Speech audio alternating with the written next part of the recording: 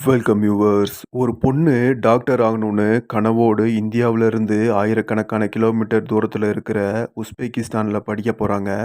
ஆனா அந்த கனவு பார்த்தீங்கன்னா, யாரும் எதிர்பார்க்காத மாதிரி முடிஞ்சிருச்சு.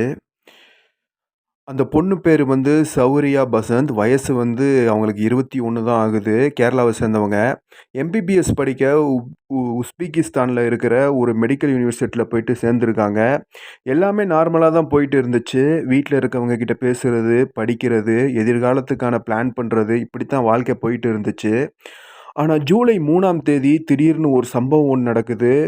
அதே கல்லூரியில படிக்கிற மாணவர் பார்த்தீங்கன்னா, இந்திய மாணவர் ஒருத்தன் சௌரியாவ தாக்கியிருக்காருன்னு தகவல் ஒண்ணு வெளியாகுது.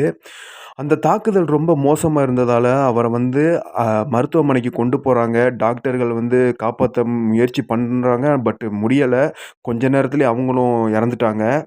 இந்த செய்தி பார்த்தீங்கன்னா, வெளிய வந்ததும் இந்தியா முழுக்க அதிர்ச்சி ஆயிருச்சு. அதுக்கப்புறம் உஸ்பெகிஸ்தான்ல போலீஸ் வந்து தாக்குதல் நடத்தியதாக சந்தேகிக்கப்படும் அந்த மாணவர வந்து கைது பண்ணி விசாரணை ஆரம்பிச்சுட்டாங்க. இதுவரைக்கும் கேஸ் ஒரு சாதாரணமான கொலை வழக்கு தான் எல்லாரும் நெனச்சுட்டு இருந்தாங்க. ஆனா, இதுக்கப்புறம் தான் இந்த கேஸ்ல இன்னொரு பெரிய திருப்பம் ஒண்ணு வருது. சௌரியாவோட குடும்பத்தினர் பார்த்தீங்கன்னா, ஒரு முக்கியமான ஒரு குற்றச்சாட்டு ஒண்ணு சொல்றாங்க. அதாவது, எங்க பொண்ணுக்கு நீண்ட நாட்களாக மதம் மாற சொல்லி அழுத்தம் கொடுத்தாங்க. அதுக்கு இந்த சம்பவத்துக்கும் தொடர்பு இருக்கலான்னு கூறுறாங்க.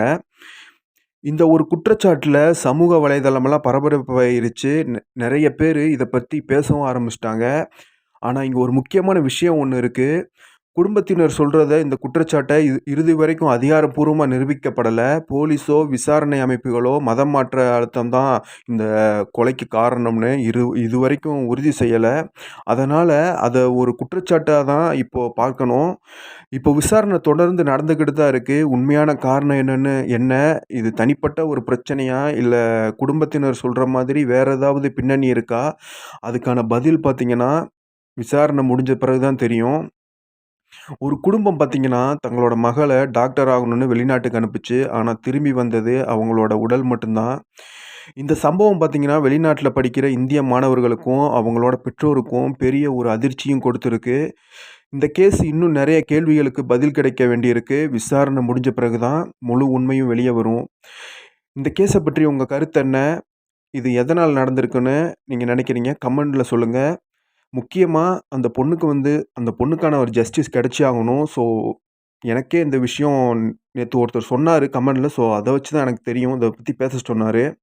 அ இந்த மாதிரி ஏதாவது நெறைய பேருக்கு நீங்க ஷேர் பண்ணுங்க.